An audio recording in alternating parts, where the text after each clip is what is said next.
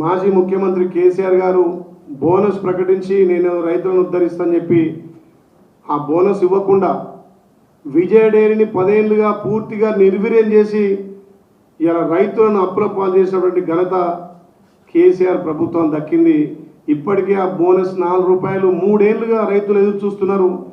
మరి రైతులకు 100 కోట్లు బకాయి పడ్డటువంటి టీఆర్ఎస్ ప్రభుత్వం అప్పటి మంత్రి హరీష్ రావు గారు విజయ డైరీని పూర్తిగా నిర్వీర్యం చేసి మదర్ డైరీని పూర్తిగా నిర్వీర్యం చేసి ఆయన సొంత డైరీ పెట్టుకొని ఏదైతే తెలంగాణలో ఉన్నటువంటి ప్రభుత్వ హాస్టల్ కానీ ఒక రకంగా రైతులను కేసీఆర్ మూస్తే ఇలా పాల సంఘం సంబంధించి పాలు పోసుకొని జీవనం గడిపే రైతన్నల మీద కూడా నీ నకిలీ పాలు తెచ్చి మా విజయ డైరీని సర్వనాశనం చేసినావు, మదర్ డైరీ సర్వనాశనం చేసినావు.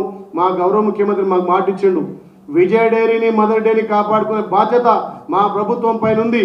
ఏదైతే నిలిచిపోయినటువంటి బోనస్ కూడా తప్పకుండా ఇద్దాం, రైతులను కాపాడుకుందాం, తెలంగాణలో రైతులకు పెద్దపీట వేద్దాం. ఏదైతే వాళ్ళకు చెల్లించాల్సినటువంటి బోనస్ ఉందో, ఏదైతే వాళ్ళు గతంలో చేసినటువంటి తప్పులను సరిదిద్దుకుంటూ వాళ్ళ మీద దర్యాప్తు చేసి విజయ డైరీని మదర్ డైరీని కాపాడుకుంటా అని చెప్పి ఇవాళ టెండర్ల ద్వారా విజయ డైరీకి మదర్ డైరీలకు పాలు సప్లై చేసే విధంగా మా గౌరవ ముఖ్యమంత్రి చర్యలు తీసుకుంటున్నారు. మీ లెక్క దొంగ కంపెనీలు పెట్టి మీ సతీమణి పేరు మీద మీ బినామీ పేరు మీద మిర్చి మిల్క్ అని చెప్పి ఇంకొక మిల్క్ అని చెప్పి ఇలా టెండర్ లేకుండా సప్లై చేసిన ఘనత మీది. కక్కుర్తి కోసం తెలంగాణ సంపదను కాళేశ్వరం పేరు మీద మిషన్ భగీరథ పేరు మీద ఇలా డైరీలో కూడా విజయ డైరీని మదర్ డైరీ ముంచిన చరిత్ర మీది. మీ పాపాలు ఎక్కువైనాయి కాబట్టే తెలంగాణ ప్రజలు మిమ్మల్ని ఇంట్లో కూర్చోబెట్టిరు. ఇంకా కూడా మీ చిల్లర బుద్ధులు మానుకోకపోతే రంగా బిల్లను గ్రామాలలో తరిమి కొడతారు, జాగ్రత్త.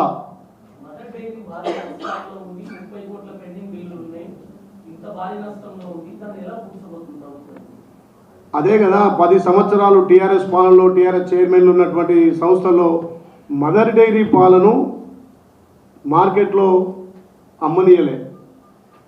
ఇదే ఇప్పుడు నీకు చెప్పినటువంటి హరీష్ రావు సతీమణి పేరున్నటువంటి మిల్చీ మిల్క్ సంబంధించినటువంటి టెండర్లు లేకుండా మదర్ డైరీ విజయ డైరీ పాలను సప్లై చేయకుండా, అంటే ప్రభుత్వ రంగ సంస్థలు గురుకుల హాస్టల్ కావచ్చండి, హాస్పిటల్లో సప్లై చేసే మిల్క్ను బంద్ చేసి వాళ్ళ సొంత ప్రోడక్ట్ అయినటువంటి మిర్చి మిల్క్ను పాలను సప్లై చేయడం వల్ల ఇక్కడ పాల ఉత్పత్తి పెరిగి సప్లై చేయలేకపోయినాయి. సప్లైలో ఇలా దొంగ కంపెనీలు సప్లై చేశాయి కాబట్టి నష్టాలు చవిచూసినాయి. అందుకే దీని మీద గౌరవ ముఖ్యమంత్రి గారు సీరియస్గా తీసుకొని మదర్ డైరీని విజయ డైరీని రెండు కూడా అభివృద్ధి బాటలో నడపడానికి మళ్ళీ చర్యలు తీసుకుంటున్నారు. తప్పకుండా అప్పుడు రైతులను మోసం చేసే చరిత్ర కేసీఆర్ది. రుణమాఫీలో మోసం చేసిండు. 2014లో బోనస్ ఇస్తని చెప్పి ఇప్పటికీ 3 సంవత్సరాల బకాయిలు ఉన్నాయి, 100 కోట్లు పెండింగ్ ఉన్నాయి.